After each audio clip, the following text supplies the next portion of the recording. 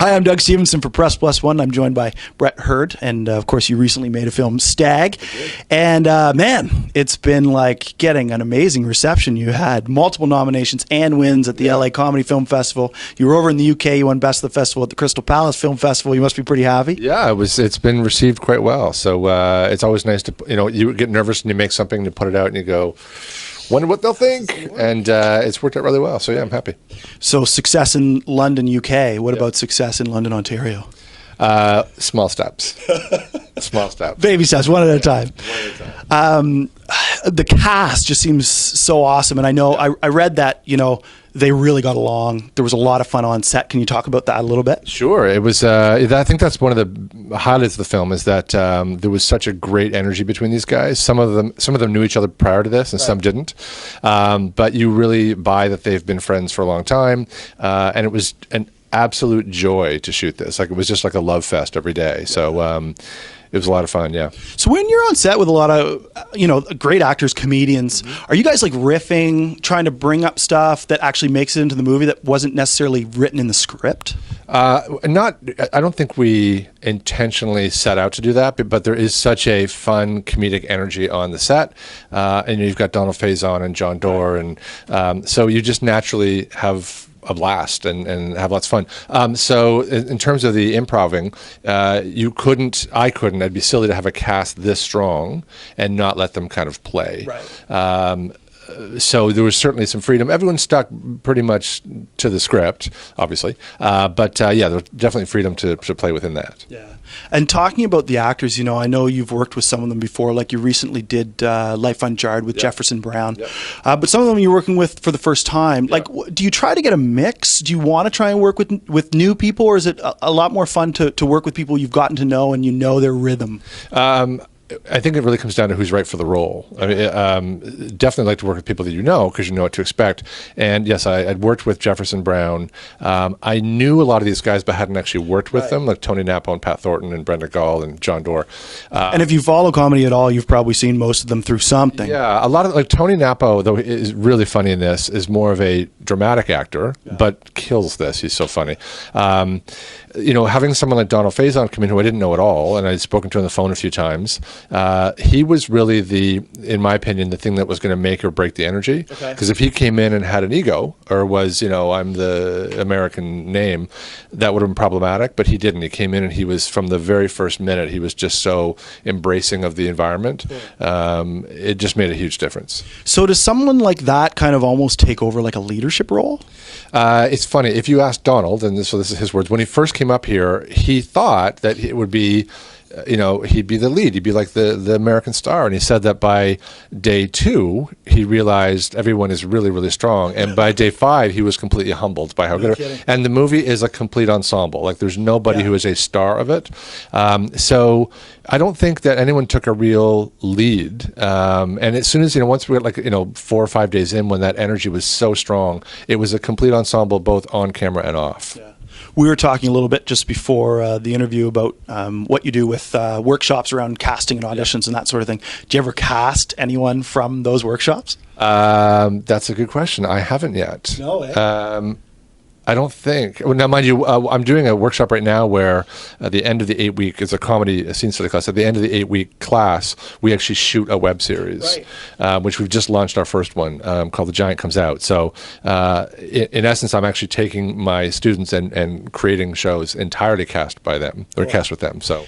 Do you want to talk about the workshops a little bit? Because I know, there's a specific website to go to for that. You're obviously doing really neat and creative things. Just talk about that a little bit. Sure. So I teach a scene study class. I've been doing this for quite a while. That's geared to comedy. And so on Facebook, it's Brett Hurd Comedy Scene Study Class. Nice. Very good name. Very apt. It took me a while. What shall I call this? It's a really, the best thing to do when you're taking any class is talk to people that took it. Because I can tell you anything. But talk to the people that have taken the class, and it's a very warm, safe environment to kind of play and explore your comedic talents. We just basically create an original series in week 1. Create the concept, and then through the 8 weeks we work the scenes and work the actual performances, and by the end of it we shoot the 4-part series. Cool. Yeah. I love that. And I guess it's no surprise that you're doing creative stuff like that because you have an advertising background. And I was really interested to read about the project that you did for McDonald's McCafe, the Originals. It was a 9-part web series because it's almost like a real mix of advertising meets film. Right. Do you want to talk about that project a bit?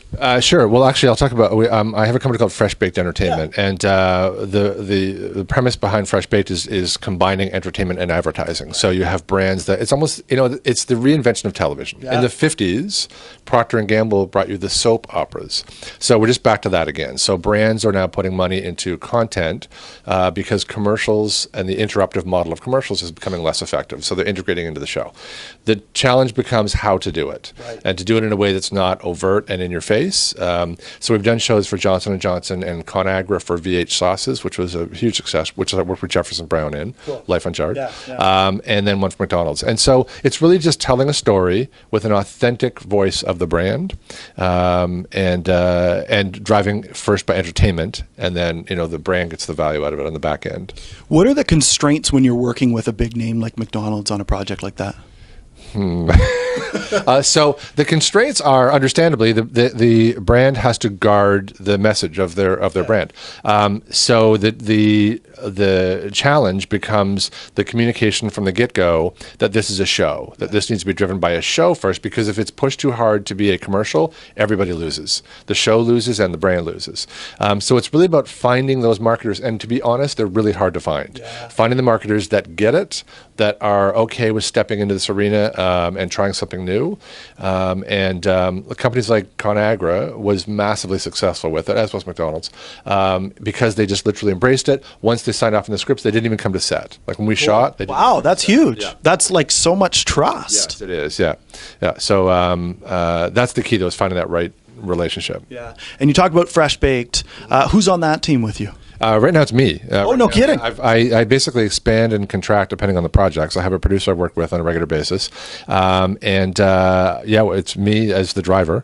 And then I bring in consultants and production teams as we go. Okay. And a guy with an advertising background like you, but also with such a strong history in film, how important is new stuff like social media with everything that you're doing? It's huge. I mean, it's huge with everything. Like the cool thing, like for example with Stag, the cool thing is that now I can, so E1 picked it up, so it's E1's handling it in Canada, which is great, but then I have the power through social media to continually drive people to like iTunes, for example. So even when it's gone and it's done its Movie Network and Movie Central run, I can still create an online social environment and drive people to rent it on iTunes. So you have so much more power than you did 10 years ago. Yeah.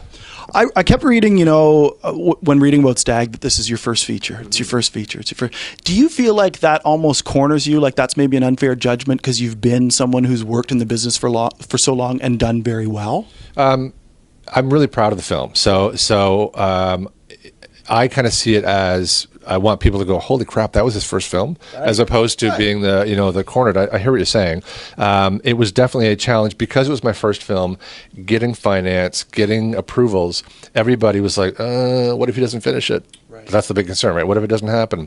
So now that it's done and it's kind of in the rearview mirror from I already did it standpoint, my next feature, which I've written and I'm now getting going, I won't have that hurdle of it's his first film. Okay. So I kind of see it as a plus in a weird way. Yeah. Can we get any information on what the next feature is going to be? It's a comedy about a young couple in their mid-30s that are trying to figure out if they want to have a kid or not. She changes her mind and decides she does want to. He doesn't want to.